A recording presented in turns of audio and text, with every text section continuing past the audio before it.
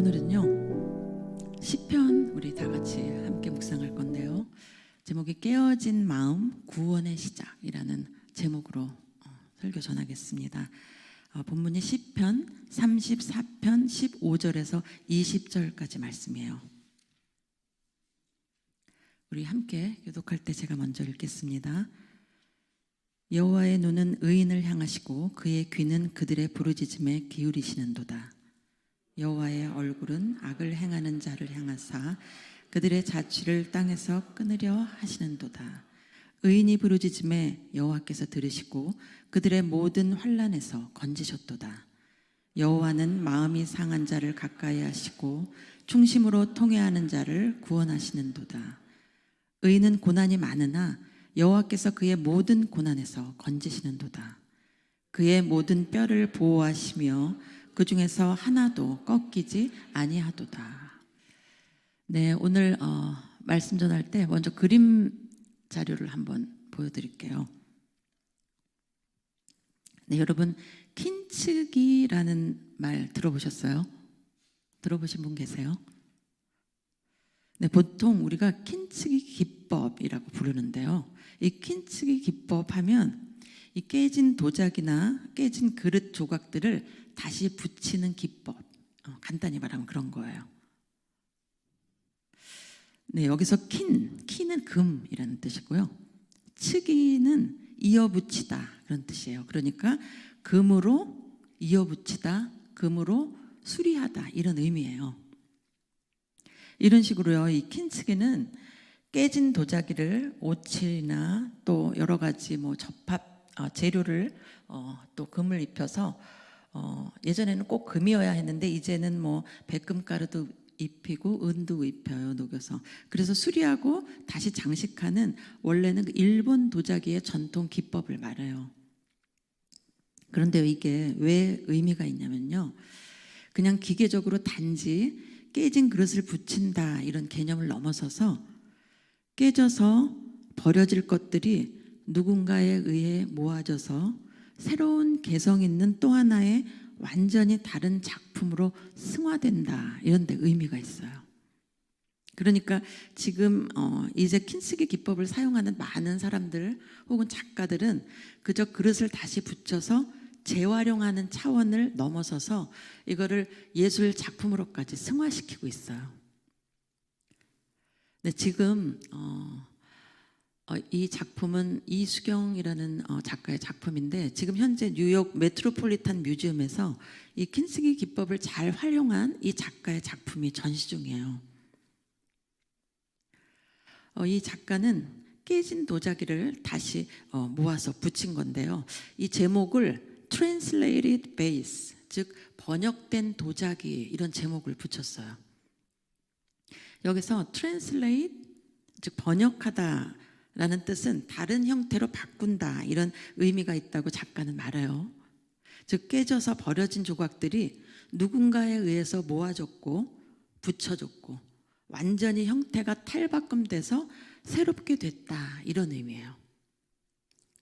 여러분 사실 깨졌다 이런 의미는요, 약속이 깨졌다, 유리컵이 깨졌다 그런 경우에 쓰잖아요. 그러니까 주로 못 쓰게 된 상태를 말해요. 깨졌다. 그런데 이 작가가 탄생시킨 이 킨츠기 기법을 사용한 작품은 이제는 더 이상 못 쓰게 된 파편이 아니라 세계 미술 시장이 주목하는 마스터피스가 된 거예요. 그럼 왜 깨진 파편들은 걸작품이 되었을까요? 깨져 버려진 그 조각들이 지금 왜 전혀 다른 모습으로 이 뉴욕 메트로폴리탄 뮤지엄에 아주 세계적으로 유명한 뮤지엄이죠, 전시됐을까요? 그건요, 누군가 깨뜨렸지만 그 깨진 조각들을 작가가 모아서 금이라는 변하지 않는 재료로 붙이고 회복시키고 또 그 존재에게 새로운 의미와 이름을 부여했기 때문이에요. 사실 일반적인 도자기는요, 한치의 오차도 없이 완벽해야지 아름답다 이런 얘기를 전제로 해요. 예를 들면 도자기의 입구는 완벽한 원이어야 되고 중심축을 기준으로 정확히 대칭이 되어야 된다 이런 기준이 있는 거죠. 그래서 그 프로페셔널 도예가일수록 그 완벽함에 다다르지 못하는 자기 도자기를 인정하지 못하는 거예요.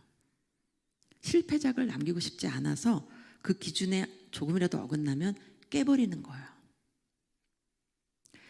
그런데요, 저는 이 번역된 도자기라는 이름의 작품을 볼 때마다 또 그 킨스기 기법으로 재탄생된 다른 어떤 컵이나 그런 또 여러 가지 물품들을 볼 때마다 우리 인생이 떠올라요. 그 깨져버린, 그래서 버려질 뻔도 한 우리 인생이요. 죄로 물들어서 완전히 부서져 버렸던 우리 인생이 생각나요.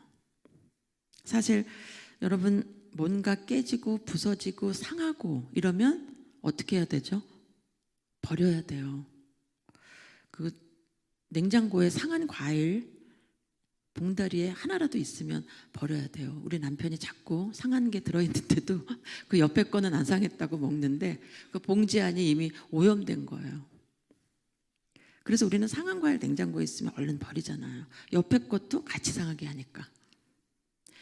그런데요, 하나님은 그런 깨진 인생을 버리지 않으셨어요. 그 깨진 파편들을 모아서 주님의 몸과 피로 주님께 접붙여서 새로운 작품을 만드셨어요. 이 킨스기 작가처럼요. 그래서 저는 이 킨스기 기법 방식이 복음과 닮아 있다, 이런 생각을 해봤어요. 물론 이거는 작가의 의도와 정확히 일치하지 않을 수도 있는 저의 감상평이에요.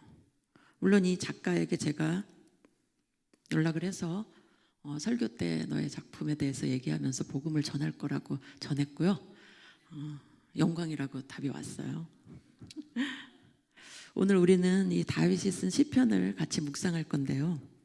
요즘 수련회에서도 그렇고 유독 시편 묵상을 우리가 많이 하게 되는 것 같아요.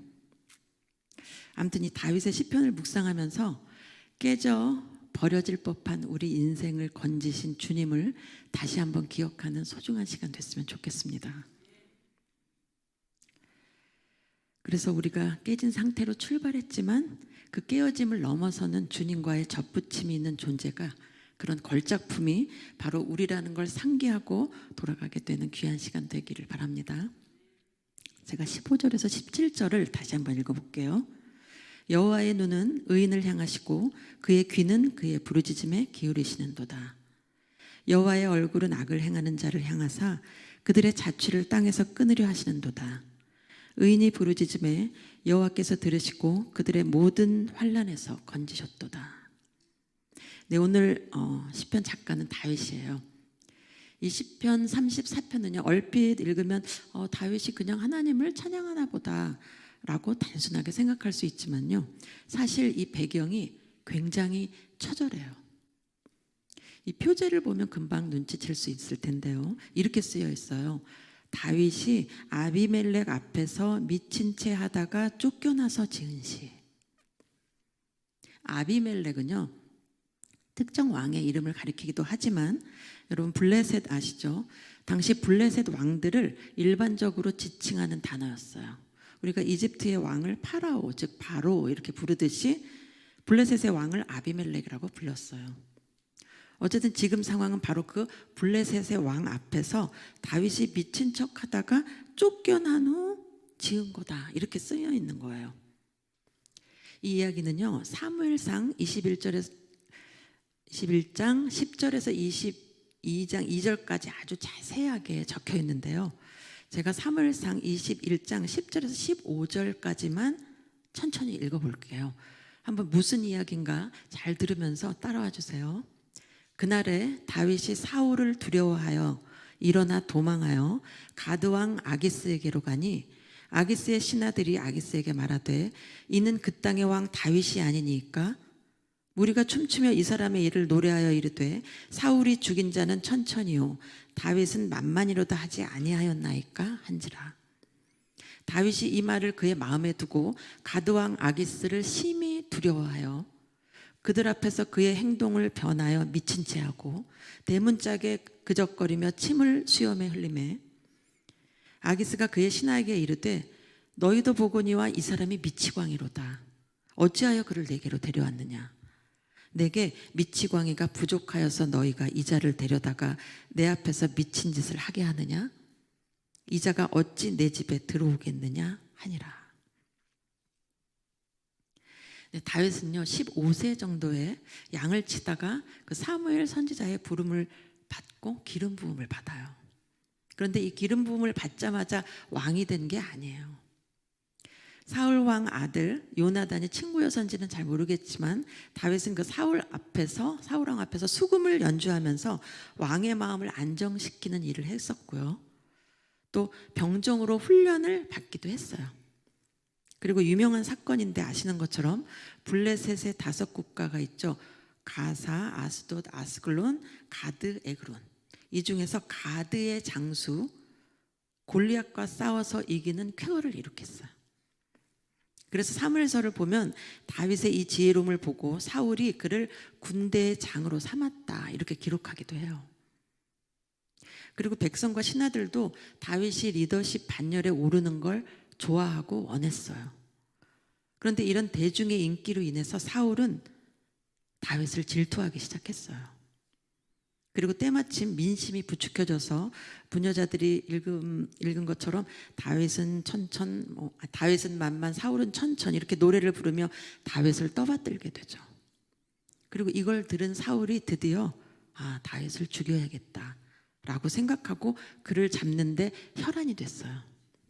그래서 다윗은 사울을 피해서 도망다니게 됐고 드디어 이스라엘 안에는 더 이상 안전한 곳이 없구나 라고 여기고 적진이나 마찬가지인 그 블레셋 지역 가드 땅으로 숨어 들어가게 된 거예요.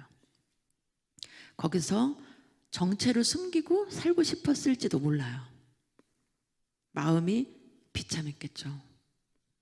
그런데 그 땅에서도 다윗은 이름이 어느 정도는 아니겠네요. 아주 많이 유명했던 거예요. 왜냐하면 자기네 장수 골리앗을 무찌른 장본인이잖아요. 예전에 골리앗과 싸워 이긴 걸 그래서 기억하고 다윗을 알아보는 사람들이 나타나기 시작한 거예요. 저 사람 우리 장수 이겼던 그 다윗이네. 그래서 다윗은 결국 왕에게 붙잡혀가게 됐고요. 죽을 위기를 맞게 됐어요.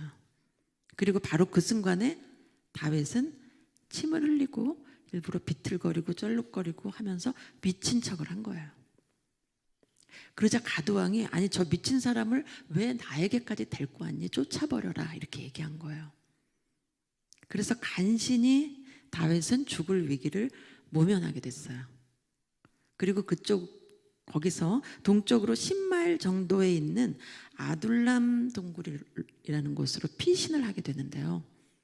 그때 피신한 후 쓴 시가 바로 오늘 시편 33편4편이에요. 엄청 처참하죠. 인간이요 가장 밑바닥으로 내려가는 게 언제냐면요 스스로가 생각해도 나 참 비굴하게 사는구나 라고 느낄 때라고 그래요. 지금 다윗은 목숨을 건지기 위해서 적군 나라에서 침을 흘리고 미친 척을 한 거예요. 자존심이나 용기 없이 비천하게 행동하는 것, 이게 비굴함의 정의인데 지금 다윗은 인생 최고로 비굴해진 거예요. 근데 여러분 다윗이 누구였나요? 블레셋 장수 골리앗을 무찌르며 이렇게 외쳤던 용사였어요. 너는 칼과 창과 단창으로 내게 나오거니와 나는 만군의 여호와의 이름 곧 내가 모욕하는 이스라엘 군대의 하나님의 이름으로 내게 나아가노라. 엄청 멋있게 얘기했잖아요. 여러분 이건요 신앙생활 엄청나게 멋있게 잘 하면서 그렇게 잘 나가던 사람이 니네가 하나님을 뭘 알아? 우리 하나님은 니네가 무시하는 그런 신이 아니야. 막 이러면서 내가 하나님 이름으로 너희를 무찌른다 뭐 이러고 큰소리치고 잘난 척하고 의기양양하던 사람이 어느 날 하나님을 무시하는 인간 앞에서 살려주세요, 목숨만 살려주세요 이러고 손 모아서 싹싹 비는 그런 장면과 똑같은 장면이에요. 다윗과 인터뷰를 하진 못하겠지만 만약에 인터뷰를 한다면 제가 인생에서 제일 수치스러운 순간은 언젠가요? 이렇게 묻는 질문에 아마 이때가 내 인생의 제일 수치스러운 순간이다라고 대답했을지도 몰라요. 그래서 많은 성경 주석가들은요, 이 일을 다윗이 하나님보다 사람을 두려워한 결정적인 순간이다라고 보고 있어요. 그런데 이 비굴해 보이는 순간은 다윗의 신앙에 아주 중요한 동기가 됐어요. 왜냐면요, 이 순간은 하나님만을 바라보던 다윗에게 결정적인 무너짐을 경험하게 한 사건이기 때문이에요. 실제로 이 이후에 시편 56편에서 다윗은 이렇게 고백하는 사람이 돼요. 내가 하나님을 의지하였은즉 두려워하지 아니하리니 사람이 내게 어찌하리까. 사람을 정말로 뼛속 깊이 두려워해 본 사람의 고백이죠. 그리고 그 후에 하나님을 의지하면 사람도 나를 어쩌지 못해 라는 레슨을 절실히 느낀 사람의 고백이에요. 여러분도 그런 순간이 있으실 거예요. 이 신앙 연배가 오래되면 오래될수록 우린 이런 이야기 하죠. 산전수전, 공중전 다 겪어봤다. 믿는 사람의 여정이 그리 꽃길만은 아니다. 아마 이 말이 무슨 말인지 아시는 분은 계실 거예요. 하나님을 그렇게 믿고 의지했는데 세상이 나를 조롱했어요. 하나님만 믿고 그게 다다라고 살아왔는데 현실은 나를 손가락질해요. 내가 가지고 있는 하나님에 대한 신앙이 유리 조각까지 산산이 부서지는 느낌을 경험해요. 와중에 그래도 살아보겠다고 세상에 굴복해서 손으로 싹싹 비는 것 같은 행색으로 오늘을 살아요. 막 멋있게 신앙생활하면서 정주호 집사님처럼 간증 집회 같은 데서 나 하나님 잘 믿고 잘 살아서 복 많이 받았어요 이렇게 자랑하고 싶은데 현실은 겨우겨우 하루하루 연명하는 삶일 때 마음이 찢어지죠. 비참해질 때도 있고요. 다윗도 바로 이때 마음이 갈기갈기 찢어졌던 거예요. 기름 부은 받은 내가 왜 이 지경까지 되었지? 라고 아마 했을 거예요. 사실요, 사람이 이 지경의 일을 당하고 나면 보통 신앙의 좌절을 경험해요. 사람과 하나님을 원망하죠. 어떻게 하나님이 나를 이 지경까지 내버려 두지? 너무하신 거 아니야? 이러고 괴로워해요. 하나님께 시험이 들어서 좌절하고 우울한 채로 숨어버리고 싶어요. 그런데요, 의외로 다윗은 오늘 자신을 난 의인이다 라고 부르면서 뜻밖의 이렇게 노래하고 있어요. 15절입니다. 여호와의 눈은 의인을 향하시고 그의 귀는 그들의 부르짖음에 기울이시는도다. 여기서 의인은요, 도덕적으로 반듯한 사람이나 완벽에 가까울 정도로 율법을 잘 지키는 사람을 말하는 게 아니에요. 여기서 다윗이 자신을 의인이다라고 얘기한 거는 하나님과의 관계 때문이에요. 그 관계는 모든 좌절할 만한 환경 가운데서도 자신의 진정한 피난처를 오직 하나님께만 두는 그런 관계예요. 그리고 그 확신은 하나님을 전폭적으로 믿고 있어야만 가능한 거예요. 사실 이거는 엄청난 회복 탄력성이에요. 회복 탄력성은요, 역경이나 위기 상황에서 좌절하지 않고 이전 상태로 빨리 회복하는 능력을 말해요. 그런 의미로 보면요, 다윗은 비참해진 자신의 인생에 주저앉지 않고 재빨리 자신의 정체성을 기억해낸 회복 탄력성이 아주 좋은 사람이었어요. 나는 의인이다. 난 하나님과의 관계가 서 있는 사람이다. 난 하나님만 붙드는 사람이다. 라고 얼른 자신의 정체성을 떠올린 거죠. 그래서요, 회복 탄력성이 있는 사람은요, 힘든 일, 괴로운 일을 단지 견디기만 하는 게 아니라 힘들고 괴로운 중에도 배울 것 하나를 건지는 사람이에요. 자, 회복 탄력성이 있는 사람은 힘든 일을 견디기만 하는 게 아니라 거기서 레슨 하나를 건지는 거예요. 자, 다윗은 뭘 건졌죠?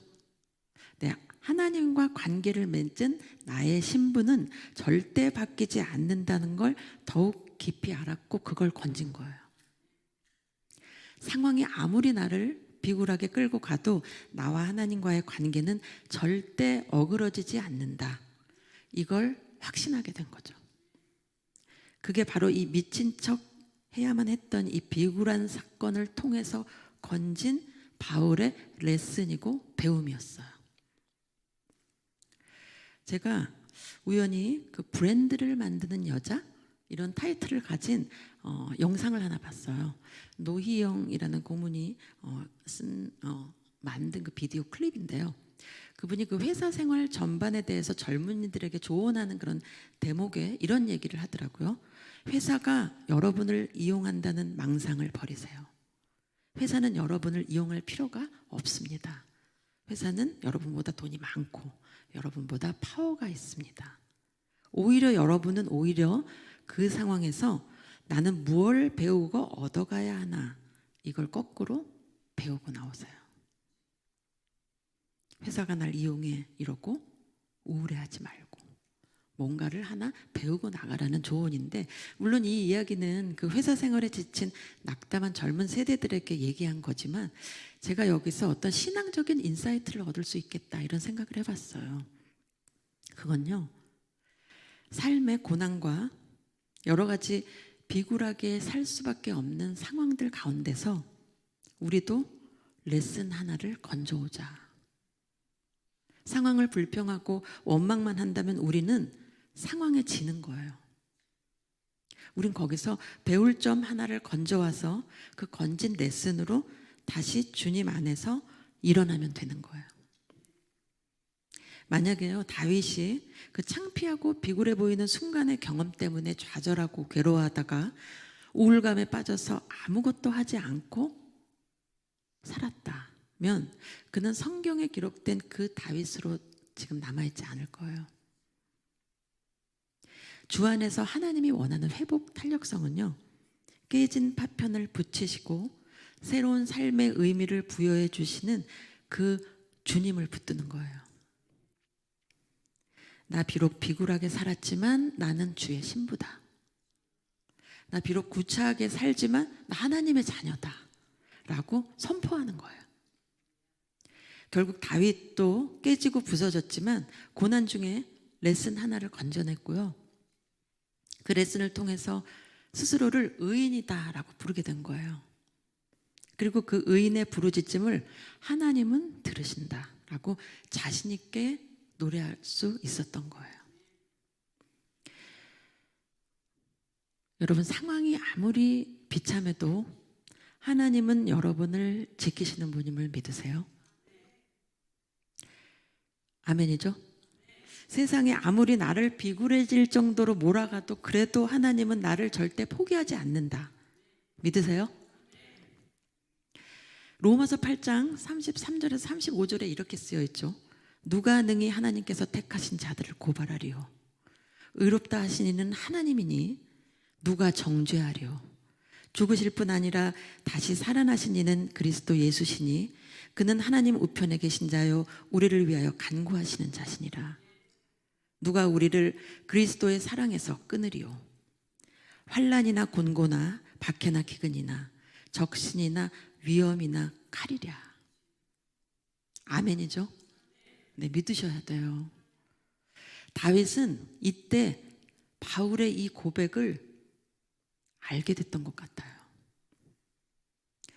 여러분, 죽기보다 괴로울 정도로 수치스러웠을 때 내가 봐도 나 참 비굴하게 사는구나 라는 생각이 들었을 때, 그때 하나님을 원망하고 쭈그러져 있지 말고 이 말씀을 찢겨진 마음에 바르셔야 돼요. 여러분, 세상은 여러분을 짓눌러요. 속이고요. 비굴하게 만들어요. 그래서 우리는 항상 씩씩하고 항상 담대할 수는 없어요. 아니, 어쩌면 비참하게 보일 수밖에 없을 때가 더 많을지도 몰라요.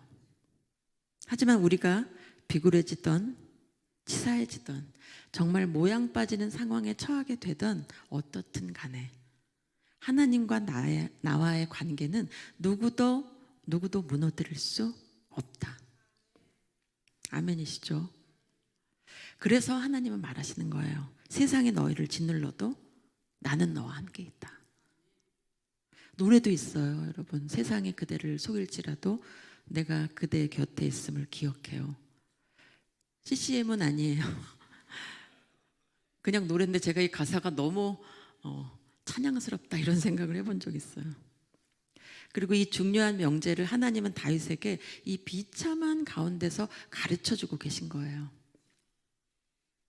여러분, 다윗과 함께 우리 모두 이 레슨을 기억하게 되길 바랍니다. 내가 깨져도 누군가 날 깨뜨려도 구원의 하나님은 나와 함께 하신다. 아니, 그런 나와 더욱 가까이 하신다. 자, 그래서 이 모든 비굴함 가운데 다윗은 유명한 이 고백을 하게 되는데요. 18절입니다.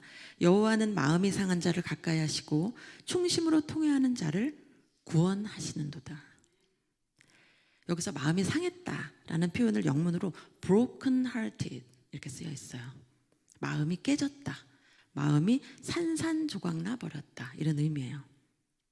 이 구절을 묵상하다가 제가 이 깨진 마음이라는 대목에서 킨츠기 기법이 생각났던 거예요. 깨진 조각을 붙이는 방법 때문에요. 다윗은 지금 사실 이 사울의 추적만으로도 지치고 힘이 빠져 있어요. 그런데 엎친 데 덮친 격으로 갑자기 자기가 무찔렀던 그 골리앗의 나라인 가드 땅, 블레셋 가드 땅 한복판에서 침을 흘리면서 미친 척 해야 되는 그런 상황을 만난 거예요. 그래서 마음이 깨진 거예요. 산산조각이 난 거예요. 아니, 깨뜨려진 정도를 넘어서서 가루가 되었다라고 해도 과언이 아닌 상황이 된 거예요. 이 영문 번역에 이렇게 써 있어요. Who are crushed in spirit. 영이 으깨진 거예요. 부서지고. 그런데 여러분, 이렇게 아무도 도와줄 수 없는 상황에 누가 가까이 온다라고 쓰여 있죠? 하나님. 여호와는 마음이 상한 자를 가까이 하시고. 네, 하나님이 가까이 하세요. 여러분, 세상에서 깨지고 상하면 버려요. 버려져요, 우리는. 그런데 하나님은 우리 혼과 마음이 깨졌을 때 더 가까이 오세요. 그 이전보다 더 가까이. 왜? 보듬어 주시려고. 그 깨진 마음을 아시니까. 인간은 결국 죄로 인해서 깨진 존재로 태어났고 그 깨진 마음으로 살아가는 불쌍한 존재인 걸 아시니까. 하나님은 다윗이 미친 척 할 수밖에 없을 정도로 궁지에 몰리신 걸 보셨고요. 또 그렇게까지 바닥으로 내려가서 비굴하게 된 그 처절한 심정을 헤아리고 계셨던 거예요. 누군가 바닥까지 내려간 내 마음을 알고 가까이 다가와 준다? 그건 그 다가옴 자체만으로도 엄청 위로가 돼요. 그리고 그 가까이 온 존재가 하나님이다. 그거는 하나님의 선택을 받은 자예요. 그거 아셔야 돼요. 그래서 나 마음이 깨졌어. 나 상심했어. 나 힘들어. 아무도 날 몰라줘. 나 배신당했어. 나 비굴하게 살고 있어. 이거요, 하나님이 나를 돌보지 않나 봐의 증거가 아니라 오히려 하나님이 더 가까이 계심의 증거라고 보셔야 돼요. 하나님이 더 가까이 계심의 증거. 이골 깨진 마음. 그리고 그건 단지 누군가 나에게 다가온 것뿐만 아니라 어둠이 물러나는 걸 의미하기도 해요. 왜냐하면 하나님은 빛이니까요. 여러분, 빛은요 어둠의 부재예요. 그러니까 빛 대신 주님이 다가와 준다는 건 그와 동시에 나에게 어둠이 물러간다는 뜻이에요. 그래서 하나님이 내 깨어진 자리에 가까이 오셨다는 건 가까이 오심과 동시에 나를 고치시고 있다는 걸 의미해요. 비록 다윗은 최고로 비굴한 자리에서 목숨을 연명하기 위해서 미친 척까지 해야만 했지만 상한 마음에 더 가까이 하시는 하나님은 그를 그 자리에서 건지셨어요. 목숨을 건지셨고 비굴하게 살지 않도록 건지셨고 상심한 그 깨진 마음에서 건지셨어요. 그래서 이걸 안 다윗이 이렇게 노래한 거예요. 여호와는 마음이 상한 자를 가까이 하시고 충심으로 통회하는 자를 구원하시는도다. 여기서 충심으로 통회하는 자, 누굴 말하는 걸까요? 이건 단순히 눈물을 흘리는 것, 그걸 의미하는 게 아니라 하나님 앞에서 나의 연약함을 인정한 사람을 말해요. 죄로 인해서 깨져버린 어쩔 수 없는 내 인생을 인정하는 거예요. 그리고 그 마음으로 하나님만이 나를 이 어쩔 수 없는 인생에서 건지실 분입니다 라고 시인하는 거예요. 이게 바로 충심으로 통회하는 거예요. 다윗은 적장 앞에서 살려고 미친 척하는 자신을 돌아보면서 자신의 연약함을 절실히 알게 됐어요. 아, 인간은 해결할 수 없는 고통과 문제 가운데 놓여 있구나. 이걸 온몸으로 체득한 후에 비로소 진정한 하나님을 만났고 그를 자기의 구원자로 고백한 거예요. 깨진 마음을 보시고 깨진 마음에 가까이 하시고 깨진 마음을 회복시키신 하나님. 이제 그 하나님은 그 깨진 마음의 다윗을 진정한 왕으로 쓰기 시작하세요. 19절 20절입니다. 의인은 고난이 많으나 여호와께서 그의 모든 고난에서 건지시는도다. 그의 모든 뼈를 보호하시며 그 중에서 하나도 꺾이지 아니하도다. 진 에드워드 목사님이 새 왕 이야기라는 책을 쓰셨는데 그 책에서 하나님은 그 책에서 이 저자가 이렇게 얘기해요. 하나님은 깨어짐의 학교를 세우시는데 그 깨어짐의 학교는 이런 것입니다. 하나님은 학교를 하나 가지고 계십니다. 그것은 작은 학교죠. 적은 수의 사람이 입학해서 더 적은 수가 졸업합니다. 하나님이 이 학교를 가지고 계신 이유는 그분께 이런 깨어진 사람들이 없기 때문입니다. 여러분, 하나님이 왜 깨어짐의 학교를 세우고 그곳을 깨어진 마음으로 졸업하게 하실까요? 왜 하나님의 일에 동참시키려는 사람들을 깨어짐의 학교에 입학시키실까요? 그리고 왜 깨진 사람들이 없어서 깨어짐의 학교까지 세우셨을까요? 우리는요, 자아가 깨어지지 않으면 주님이 역사할 틈이 없기 때문이에요. 우리가 산산이 부서질 때만이 우린 살려달라고 손을 뻗게 되어 있기 때문이에요. 인간이 아무리 잘난 척해도 하나님 앞에서는 무기력하고 나약한 존재임을 알게 될 그때, 나의 노력과 힘이 0%일 때, 오직 하나님의 능력으로 우리는 구원받기 때문이에요. 상황에서 구원받고, 좌절에서 구원받고, 죽음에서 구원받고. 여러분, 매일 이 구원의 주님을 만나셔야 돼요. 그리고 이게 복음이에요. 깨진 파편에게 다가온 예수님, 하나님. 나의 아무런 노력도 보탬이 되지 않은 그런 상태에서 온전히 하나님의 은혜로만 새롭게 회복되는 것, 그게 바로 복음이에요.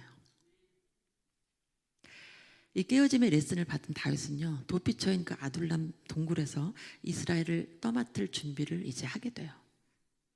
왜냐하면 이 아둘람 동굴로 모든 깨어진 영혼들이 모여들기 시작했어요. 다윗이 누가 알까봐 창피하잖아요. 침 흘리는 척하고 겨우 살아나서 누가 할까봐 조용히 은신했는데 어떻게 소식이 알려졌는지 그의 형제들과 아버지의 온 집안 식구들이 그곳에 왔고요. 성경을 보면 환난당한 자, 빚진 자, 마음이 원통한 자, 즉 사울의 폭정에 시달려 마음이 깨진 자들이 몰려왔다 이렇게 쓰여 있어요. 그리고 후에 그들은 하나님이 원하시는 다윗 왕국의 일꾼으로 서게 돼요. 여러분, 하나님은 세상 고난과 치욕 속에서 우리를 지키세요. 어떻게 지키시냐면요, 우리 뼈를 하나도 꺾이지 않게 섬세히 보호하세요. 20절입니다. 그의 모든 뼈를 보호하시며 그 중에서 하나도 꺾이지 아니하도다. 이 말씀은 요한복음을 보면 이렇게 기록되어 있어요. 요한복음 19장 33절에서 36절에 예수께 이르러서는 이미 죽으신 것을 보고 다리를 꺾지 아니하고 그중 한 군인이 창으로 옆구리를 찌르니 곧 피와 물이 나오더라. 이를 본 자가 증언하였으니 그 증언이 참이라. 그가 자기의 말하는 것이 참인 줄 알고 너희로 믿게 하려 함이니라. 이 일이 일어난 것은 그 뼈가 하나도 꺾이지 아니하리라 한 성경을 응하게 하려 함이라.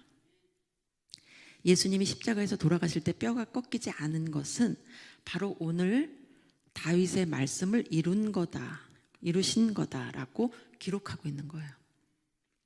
그러니까 뼈가 하나도 꺾임이 없다라는 이 구절은 하나님의 회복의 열심 안에서 하나님의 독생자 그리고 그의 자녀들의 회생불능이란 절대 없다 이런 뜻이에요.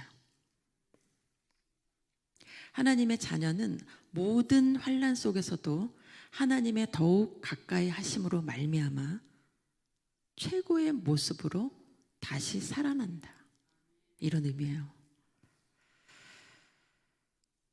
여러분, 창세기 1장을 보면요, 하나님께서 세상을 만드시고 마지막에 인간을 창조하신 후에 이렇게 말씀하셨어요. 보시기에 심히 좋았더라. 인간은 하나님의 형상을 닮은 최고의 피조물이었어요. 그런데 그 피조물이 깨진 거예요. 죄로 깨졌고 금이 가게 됐고 영혼이 산산조각이 나게 된 거예요. 하지만 그 깨진 그릇 파편 같은 우리를 하나님은 버리지 않으셨어요. 킨스기 작가처럼 그 깨진 조각들을 모아서 예수 그리스도의 보혈로 살리신 거예요. 그러니까 안 버린 정도가 아니라 당신의 독생자를 보내서 영원히 살릴 계획을 갖고 계셨던 거죠. 완전한 새로운 피조물로 거듭나는 거예요. 바울은 고린도후서 5장 17절에서 이거를 이렇게 말하죠. 그런즉 누구든지 그리스도 안에 있으면 새로운 피조물이라. 이전 것은 지나갔으니 보라 새 것이 되었도다. 여러분, 세상이 여러분을 힘들게 하나요? 먹고 살기 위해서 비굴해지고 처참해져야만 할 때가 있나요? 하나님이 없는 것 같은 그런 좌절 가운데 계신 적이 있나요? 그 깨진 마음이 바로 하나님이 원하는 마음이에요. 그 깨진 마음이 바로 하나님께서 입학시키고 싶어 하시는 깨어짐의 학교의 입학 조건이에요. 하나님은 마음이 상한 자에게 이전보다 더욱 가까이 다가가세요. 그리고 그에게 빛을 비추셔서 그를 회복시키시고 새로운 걸작품으로 빚어가세요. 그리고 결국 그의 입으로 하나님을 찬양하게 하세요. 어떻게? 여호와는 마음이 상한 자를 가까이 하시고 중심으로 통회하는 자를 구원하시는도다라고.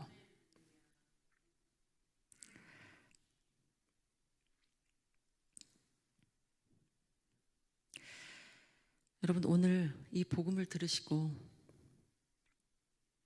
그러니까 시편에도 복음이 있죠, 그죠? 고난 중에 혹시 계시다면, 또 내가 이렇게 비굴하게까지 살아야 되나? 그런 남모르는 좌절감을 맛보신 분이 계시다면 모두 다윗처럼 이 18절의 고백을 마음속으로 하시길 바라요. 우리 같이 같이 해볼까요? 여호와는 상한 자를 가까이 하시고 중심으로 통회하는 자를 구원하시는도다. 아멘. 하나님이 나의 마음에 더 가까이 오심을 날 절망시킨 환경보다, 그거에 좌절하는 것보다 더 크게 느끼셔야 돼요. 하나님이 코앞에서 나를 쳐다보신다는 걸 더 기쁨으로 아멘 하셔야 돼요. 그게 오늘 이 시편의 주제예요. 그리고 깨어진 마음을 구원하시는 하나님의 복음이에요.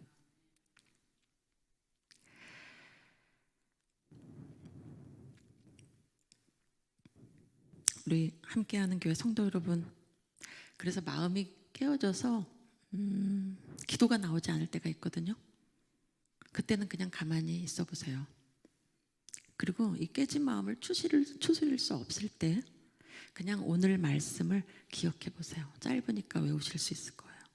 그리고 조용히 그 말씀을 나 혼자서 입속에서 꺼내 보세요. 그리고 고백하세요. 하나님, 나는 무기력합니다. 난 나약합니다. 난 아무것도 할 수 없습니다. 그러면 하나님께서 이 상한 마음의 고백을 받으실 거예요. 이 고백을 진정한 예배로 받으시는 하나님을 만나세요. 그때 하나님이 원하시는 깨어짐의 학교에 여러분은 동문이 되는 거예요. 그리고 마침내 하나님은 그 깨어진 마음을 회복시키세요. 그렇게 여러분은 깨어짐을 다루는 하나님을 더 깊이 알게 될 거고요. 오직 은혜로 우리를 건지는 주님의 사랑을 더 깊이 누리게 되실 거예요. 그래서 너무 괴로웠던 그 깨어짐의 경험은 나를 좌절해서 회복으로 역전시킬 거고요. 그 힘으로 다른 이도 살릴 거고요. 더 크게는 하나님 나라를 확장하는데 요긴하고 거룩하게 쓰임받는 약재료가 될 거예요. 그렇게 되리라 믿습니다. 여러분 다 믿으시죠? 아멘.